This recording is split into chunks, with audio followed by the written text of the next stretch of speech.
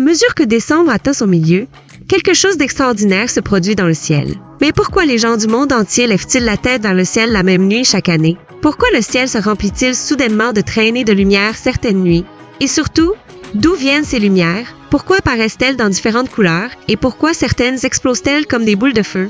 Les réponses à ces questions sont cachées dans le voyage cosmique que la Terre effectue dans la nuit du 13 au 14 décembre. Car, à ce moment précis, notre planète traverse le courant de débris invisibles laissé par 3200 phaétons. Cette rivière transforme temporairement le ciel en une scène de lumière. À l'approche de la Terre, les astronomes se posent à nouveau la même question. À quel point le ciel sera-t-il généreux cette année? Derrière cette curiosité se cache un phénomène naturel qui se répète chaque année, mais qui semble différent à chaque fois, la pluie de météores des Géminides. Bien que beaucoup considèrent cet événement comme un spectacle, une autre question surgit. Est-ce dangereux pour la Terre? Non. Les particules qui créent la pluie des Géminides sont pour la plupart aussi petites que des grains de sable et se consument entièrement en entrant dans l'atmosphère. Il n'y a donc pas lieu de s'inquiéter de gros fragments atteignant la surface. La pluie de météores des Géminides est connue comme l'un des événements naturels les plus brillants et les plus intenses de décembre. À ces dates, des personnes du monde entier témoignent des mêmes traînées de lumière en regardant le ciel. Parfois des éclairs furtifs apparaissent, parfois des étincelles bleues, jaunes et rouges se succèdent, toutes issues des restes de phaétons. Phaéton a une origine différente de la plupart des pluies de météores. La pluie des Géminides ne vient pas d'une comète, mais d'un astéroïde, ce qui la rend unique. Lors de son passage près du Soleil, sa surface surchauffe, se fissure et de minuscules particules de poussière sont éjectées dans l'espace. Ainsi, un courant de débris se forme, plongeant la Terre dedans chaque mois de décembre. À ce stade, une autre question fréquente se pose. Pourquoi les météores ont-ils des couleurs différentes? C'est à cause de la composition chimique de la particule et de la température qu'elle atteint dans l'atmosphère. Le sodium produit du jaune, le magnésium crée du vert, le calcium forme du violet, le fer, du jaune blanc vif, les ions d'oxygène et d'azote donnent des nuances de bleu. C'est pourquoi les Géminides apparaissent généralement plus colorés que la plupart des autres pluies. Un autre aspect fascinant des Géminides est que Phaéton lui-même est un corps céleste encore mystérieux. Il ressemble à un astéroïde, mais certains de ses comportements sont typiques d'une comète. Ainsi, dans le monde scientifique, il est appelé objet étrange. Dans la nuit du 13 au 14 décembre, des gens sur de nombreux continents observent la même scène dans le ciel. Les plaines d'Amérique du Nord, les champs glacés d'Europe, les montagnes enneigées d'Asie et les déserts chauds d'Afrique brillent tous des mêmes traînées lumineuses. Cet événement cosmique tout à fait étonnant peut même être vu depuis l'horizon des métropoles animées. Les météores des Géminides percent le ciel à des taux de 100 à 150 par heure. Bien qu'on puisse les voir sur tout le ciel, leurs traînées semblent rayonner près de la constellation des Gémeaux lorsqu'on les observe de loin.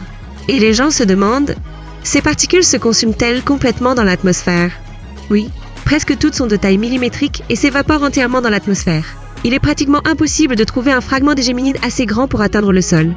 Ces particules pénètrent dans l'atmosphère à une vitesse de 35 km par seconde, frottent contre les molécules d'air, se transforment en plasma et nous les voyons comme des traînées de lumière. Certaines météores explosent plus brillamment à ce stade. Le phénomène de boule de feu s'explique par une particule plus grande ou une combustion plus longue. Ces traînées lumineuses sont bien plus qu'un simple scintillement passager. Chacune représente un fragment du passé profond du système solaire. Certaines errant dans l'espace depuis des milliers d'années, d'autres sont relativement récemment détachées de la surface de Phaéton. Ce spectacle n'est pas juste une merveille visuelle, c'est aussi une précieuse opportunité pour la science. Les observatoires mesurent la vitesse, la luminosité et les angles d'entrée des météores. Ces données permettent de mieux comprendre la structure de Phaéton. Des observations par ondes radio permettent même de suivre les météores dans les régions nuageuses. À ce moment, une question revient souvent. Les pluies de météores sont-elles un risque pour les engins spatiaux? Oui, mais la plupart du temps, le risque est minimal. Les engins spatiaux peuvent rencontrer des particules minuscules à grande vitesse. C'est pourquoi les organisations prennent des mesures de protection, comme orienter les engins dans certaines directions lors des pluies intenses. Tout au long de la nuit du 13 au 14 décembre, le monde s'unit sous le même ciel. Dans les déserts, montagnes, plages et plaines enneigées, les gens lèvent les yeux et contemplent le même phénomène naturel. Certaines régions peuvent être couvertes, mais tous savent qu'au-dessus des nuages, l'atmosphère est toujours traversée de traînées de lumière. Vers le matin, les météores diminuent. La Terre quitte lentement le courant de débris de Phaéton, et il ne reste pas seulement des traces lumineuses, mais aussi une expérience partagée. Une dernière question fréquente doit être abordée. Cet événement change-t-il l'atmosphère? Non. Les pluies de météores sont trop insignifiantes pour influer sur l'atmosphère. Les substances produites lors de la combustion sont libérées en quantité si infime qu'elles ne peuvent modifier la composition de l'air. Et il est certain que la pluie des Géminides reviendra l'année suivante. À mesure que la Terre traverse la traînée de Phaéton, le ciel continue de scintiller chaque mois de décembre. Si vous avez aimé le contenu, n'oubliez pas d'aimer, Abonnez-vous à la chaîne pour recevoir du nouveau contenu et écrivez vos impressions sur les pluies d'étoiles filantes dans les commentaires ci-dessous. Avez-vous eu l'occasion d'observer les Géminis dans votre région? Rendez-vous dans les commentaires.